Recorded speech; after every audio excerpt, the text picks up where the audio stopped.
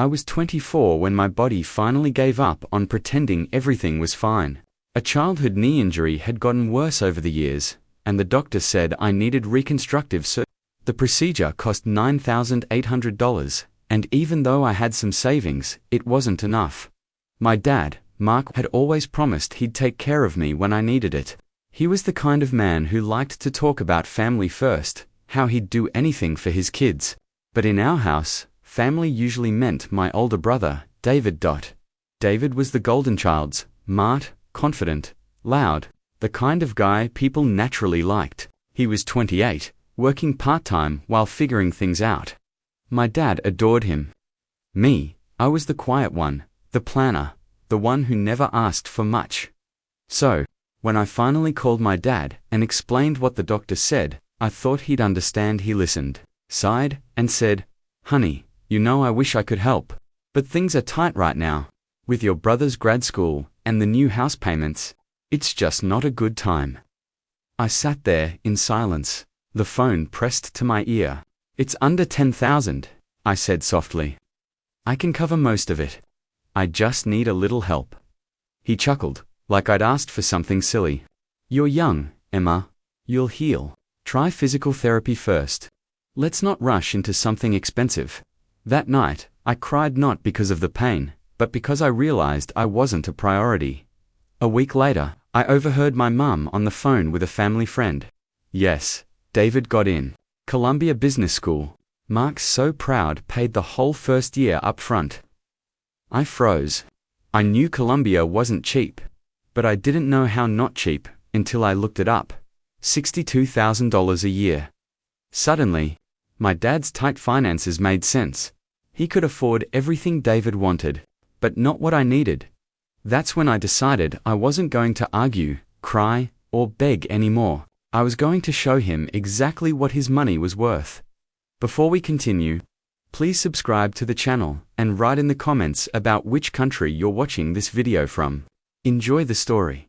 Because when the invoice arrived, it didn't go to the hospital. It went straight to him.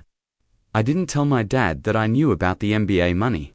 I just smiled the next time we talked and said, "You're right, Dad. I'll figure it out myself." And I did, or at least, that's what he thought. I applied for a hospital payment plan, worked extra hours at my marketing job, and quietly borrowed from my small emergency fund. It wasn't enough, but I scheduled the surgery anyway. My knee had started locking up so badly that walking to the bus stop felt like climbing a mountain. The day before the operation, I got a text from my brother. "Heard you're having surgery. Don't stress Dad with details, okay? He's already doing enough for me right now." That one message made my blood boil. Doing enough for you? He wasn't the one who couldn't sleep because every turn of his leg felt like fire. But I didn't reply. I just screenshot it for later. After the surgery, I spent 6 weeks on crutches in my small apartment. My mum stopped by once with soup and awkward silence. Dad didn't visit. Not once. When I called him, he said, "Sweetheart, I'm glad you're recovering. Once David finishes his program, I'll make it up to you." It felt like a slap. 2 months later, I was still paying off the hospital bill in slow, painful installments. Then one morning, I opened my email and saw something strange. The hospital had accidentally sent me a duplicate copy of an insurance claim summary, except I didn't have insurance. It showed that the surgery was already covered in full, and that the payment had come from Mark T. Reynolds. My hands shook. He had paid, but why lie about it? Why let me believe he wouldn't help? I drove to my parents' house that evening, determined to confront him. When I walked in, I heard laughter in the living room, Dad and David drinking beer, celebrating. "Dad," David said, grinning, "thanks again for paying my tuition. Couldn't have done it without you." Dad smiled proudly. "Of course, you're my investment." That word, investment, stung. I stepped into the doorway, my voice cold. "So what am I, Dad? A bad bet?" They both froze. He looked at me like I'd shown up uninvited to his own house. "Emma, what are you doing here?" I held up a printed copy of the invoice. His face went white. "I just came to thank you," I said softly, "for paying my hospital bill. even though you told me you couldn't. David's grin faded. Wait, you did pay for her? Dad swallowed hard, his voice cracking. Emma, it's not what you think, but it was exactly what I thought. And I wasn't leaving without the truth. Dad's hand twitched as I dropped the printed invoice on the table. The paper slid across the polished wood, stopping right in front of him. His eyes darted between me and David. Emma, you weren't supposed to see that. I folded my arms. Why? Because it shows that you could afford to help me. Because it proves you lied. David frowned, glancing between us. Wait, Dad. I thought you said you couldn't pay for her surgery. My dad's jaw tightened. David, stay out of this. No, I snapped. Let him stay. He should hear this too. The air grew heavy. The only sound was the faint ticking of the clock behind us. Finally, Dad sighed and rubbed his forehead. I paid because I had to, Emma. I couldn't have you getting into debt over something medical. But I didn't want you depending on me. You've always been emotional. You'd take it the wrong way. The wrong way. I repeated, my voice breaking. You made me believe you didn't care. You told me to just deal with it. Do you have any idea how humiliating that felt? David shifted uncomfortably. Dad, that's kind of messed up. Dad slammed his palm on the table, startling us both. You don't understand. Everything I do is for this family. David's education, your surgery, it's all connected. I frowned. Connected how? He hesitated. I had to take out a line of credit to cover both. The bank needed proof of major medical expenses to approve it. Your surgery was that proof.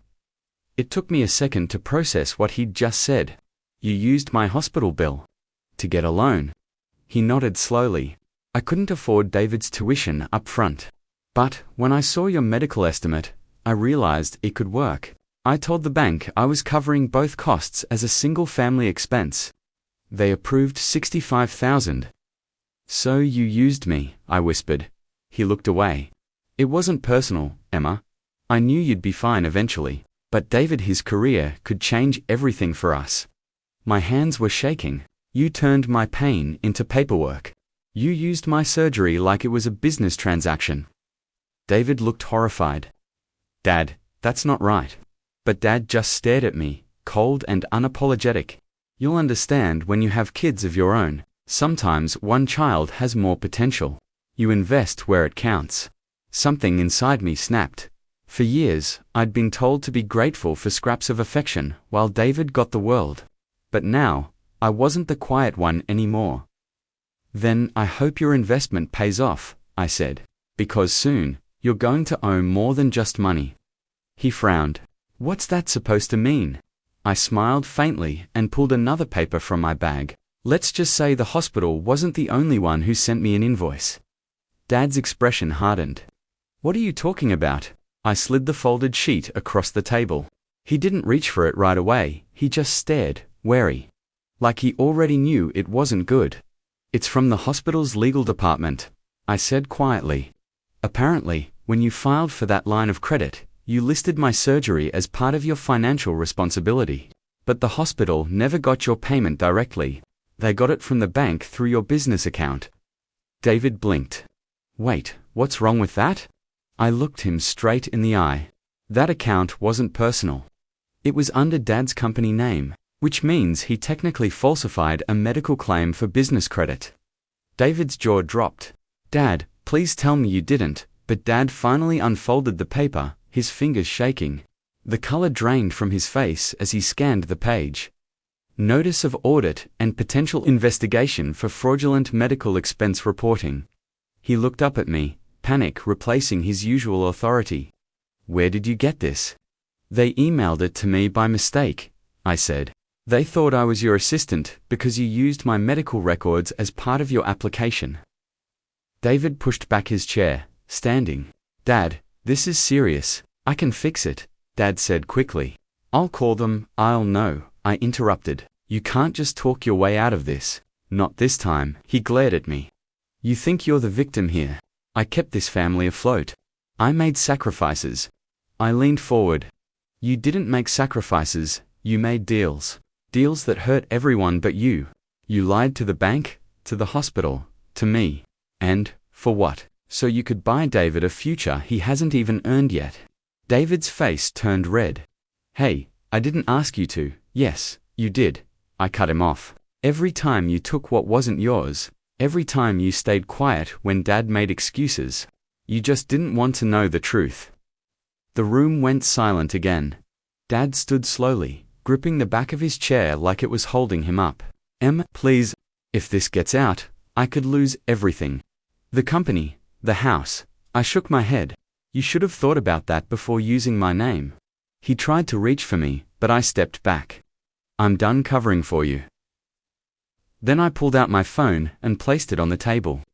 The screen glowed with an open email draft. I already sent a copy of the invoice to the hospital and the bank, I said. They know the documents were forged.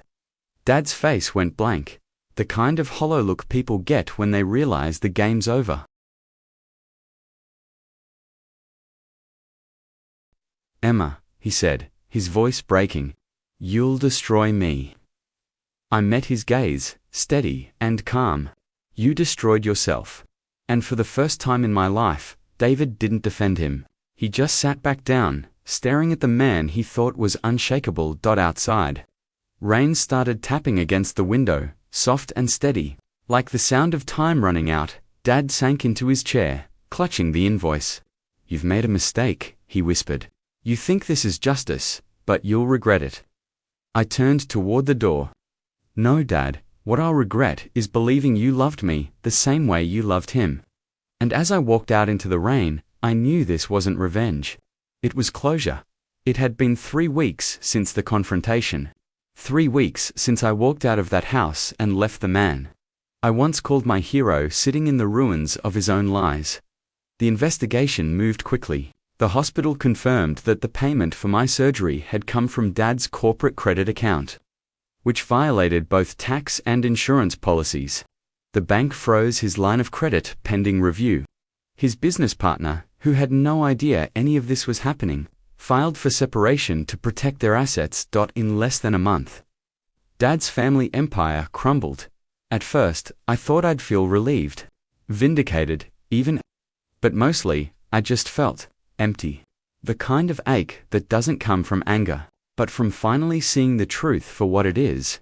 One afternoon, I got a call from David. I almost didn't answer, but curiosity won. Emma, he said quietly, Dad's been different. He's drinking a lot. Mum's staying with Aunt Laura. He keeps saying he just wanted to give us both a future. I didn't know what to say. There was still a part of me that wanted to fix things, to be the daughter who patched the holes. But that girl didn't exist anymore. Maybe it's time he learned that love isn't a business, I said. It's not something you buy or measure in tuition payments. David sighed. He asked if you'd ever talk to him again. Maybe, I said, after a pause. But not until he can look at me and see more than a tax write-off. We hung up, and for the first time, I didn't cry. A week later, a letter arrived at my apartment. The envelope had my father's handwriting, neat, deliberate, almost too careful. Inside was a single sheet of paper and a check for $9,800. Emma, you were right. I've spent my life investing in the wrong things.